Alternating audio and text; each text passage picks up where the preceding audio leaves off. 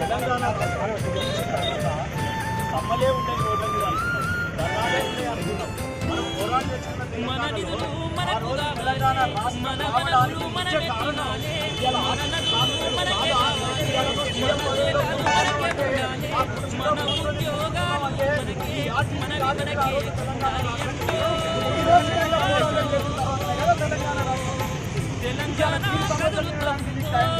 ఆ మంత్రికేమో అధికారాలు ఇవ్వవు.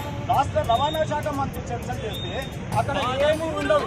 ఆ తర్వాత శబ్దం, ఆ తర్వాత మళ్ళీ మీ దగ్గర ఈ రకంగా కమిటీలతో కాలయాపన చేసి సమస్యలు వాటిని పంపే ఉద్దేశమే ఉంది. ఒక కాటి కాపర్లాగా పరిపాలిస్తున్నాం. తెలంగాణను ఒక ప్రధానంగా చేస్తా ఉన్నారు రేవంత్ రెడ్డి గారు. ఇది నీకు తగదు. ఇవాళ మా పోలీసు సోదరులను కూడా విజ్ఞప్తి చేస్తున్నా, ఎండలో దొంగతిని మర్చిపోగలయ్యా.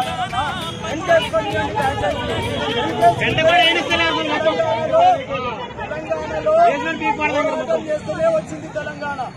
ఏదైనా సమస్యల కోసం ప్రజాస్వామ్యంలో పోరాటాలు ఉంటాయి. మీరు కాన్స్టిట్యూషన్ చదివిన వాళ్ళైతే నిజంగా ఈ రాజ్యాంగం పరిధిలో మీరు పనిచేస్తున్నట్టయితే ఒక టెంట్ నీడ చేసుకొనియండి, ఇన్ని కుండలో నీళ్లు పెట్టుకొనియండి. మీరు చల్లకుంటారు, మేము చల్లకుంటాం.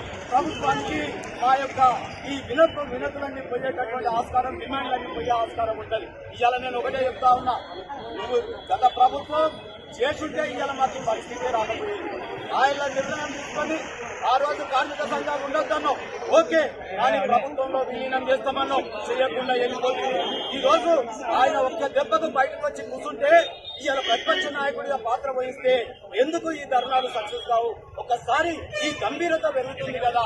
మరి పోరాటం చేయాల్సిన ముఖ్యమంత్రి చేసేట ఆయన చెయ్యడు, పోరాటం చేసుకోలేము రారు ఇవాళ.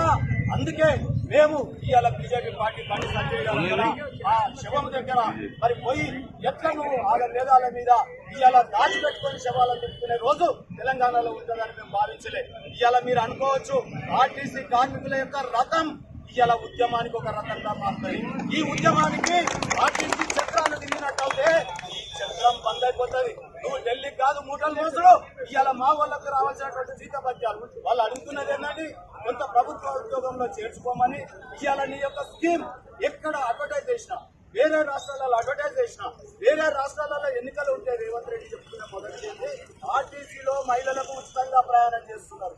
మరి ఆ మహిళలని ఉచితంగా ఏ కొట్లాటం లేకుండా ఎన్ని తొల్లులు జరుగుతున్నా ఇవాళ కాపాడుకుంటూ నీకు పేరు తెచ్చే విధంగా కష్టపడ్డది. వాళ్ళకి అన్నం పెట్టమంటే సున్నం పెడతావా? ఇవాళ నీకు తప్పకుండా రేవంత్ రెడ్డి గారు ఈ ప్రభుత్వానికి నూకలు చెల్లే రోజు వస్తా ఉన్నాయి.